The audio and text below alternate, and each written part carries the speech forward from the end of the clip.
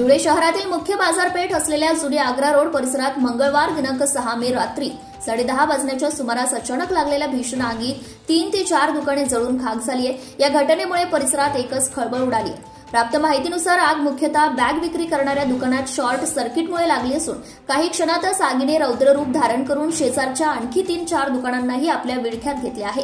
या आगीत दुकानांमधील मोठ्या प्रमाणात माल जळून खाक झाला असून लाखो रुपयांचं आर्थिक नुकसान झाल्याचा प्राथमिक अंदाज आहे। घटनेची माहिती मिळताच अग्निशमन विभागाचे जवान तातडीने घटनास्थळी दाखल झाले। त्यांनी अथक प्रयत्न करून आग आटोक्यात आणली। सुदैवाने या आगीत कोणतीही जीवितहानी झालेली नाही। दुकानदारांच्या मते संध्याकाळी 8 वाजता शॉर्ट सर्किट होण्याचा संकेत मिळताच त्यांनी वीज वितरण विभागाच्या अधिकाऱ्यांना तातडीने फोन करून माहिती दिली। मात्र त्यांच्या तक्रारीकडे दुर्लक्ष करण्यात आल्याचा आरोप दुकानदारांनी केला आहे। दुकान बंद करून घरी गेल्यानंतर लगेच रात्री आग लागल्याचं निदर्शनास आले। या घटनेमुळे वीज वितरण विभागाच्या निष्काळजीपणावर अनेक प्रश्नचिन्ह उपस्थित झाले आहेत। प्रशासनाकडून या घटनेची चौकशी करण्यात येणार असून दोषी आढळल्यास संबंधितांवर कारवाई केली जाणार असल्याचं सांगण्यात आले। माझ्या आगाराला बॅगचे शॉप आहे सुनील मेहतावाला एमएससी वाल्यांना 8 वाजता फोन केला होता।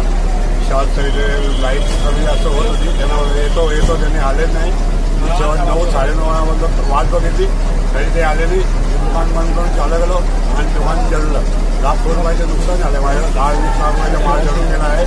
एमएससी माझ्याकडे रेकॉर्डिंग पण आहे, त्यांना फोन केला होता साहेबांना मी।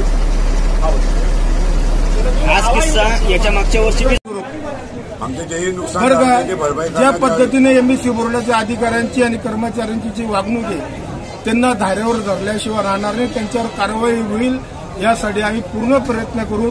या शहराचे आमदार आणि पालकमंत्री आदरणीय राहुल साहेब यांच्याकडे आम्ही शिष्टमंडळ घेऊन या गोष्टी पूर्णत्वात नेऊ।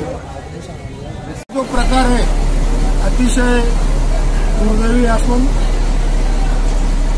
एक सुनील भाऊ यांच्या बॅगचा व्यवसाय असल्याने ज्यावेळेस लाईट शॉर्ट सर्किट होत असताना सुनील भाऊ यांनी एमएससी बोर्डाच्या अधिकाऱ्याला स्वतः फोन केला, परंतु हे मुजोर अधिकाऱ्यांनी कोणत्याही गोष्टीकडे लक्ष दिलेलं नाही। आता आजच्या दिवसभराची गोष्ट आहे की सुभाषनगर भागामध्ये लाईट गेली असताना त्या भागातील अभियंता यांनी फोन बंद करून ठेवलेला आहे। एवढ्या इमर्जन्सी कामात हे असं मुजोरपणा करतात आणि भविष्यात दरवेळेस एमएससी बोर्डाचा मुजोरपणा चालतो। भविष्यात यांना उद्या ज्या पद्धतीने यांच्यावर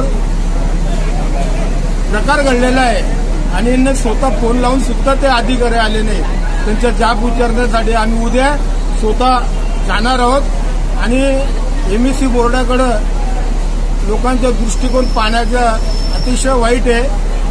कोणत्याही प्रकारच्या ते सुविधा देत नाही। अतिप्रसंग झाल्यावर बी ते येत नाही, उशिरा येतात आणि त्यांच्यावर कारवाई होणं अत्यंत गरजेचे आहे। त्यासाठी आम्ही उद्या शिष्टमंडळ आम्ही तिथं जाणार आहोत। सुनील भाऊचं जे नुकसान झालंय कारण की एकदम गरिबीतनं कष्टातनं वर आलेले आहेत। आज दोघं भावांचं 50 ते 60 लाखाचं माझ्या अंदाजे नुकसान झालेलं आहे।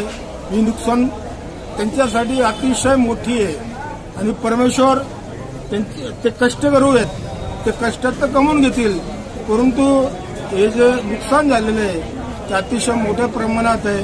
परंतु ज्या गोष्टी घडल्या आहेत त्याच्या पुढे आपलं काही चालत नाही आणि भविष्यात या गोष्टी करू नये म्हणून एमएससी बोर्डाला विशेष करून त्या अधिकाऱ्यांना सांगण्यात येतं की तुम्ही या गोष्टीकडे बारकाईने लक्ष द्या।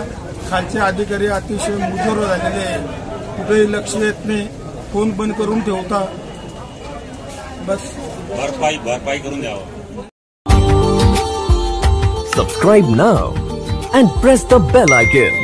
Never miss an update.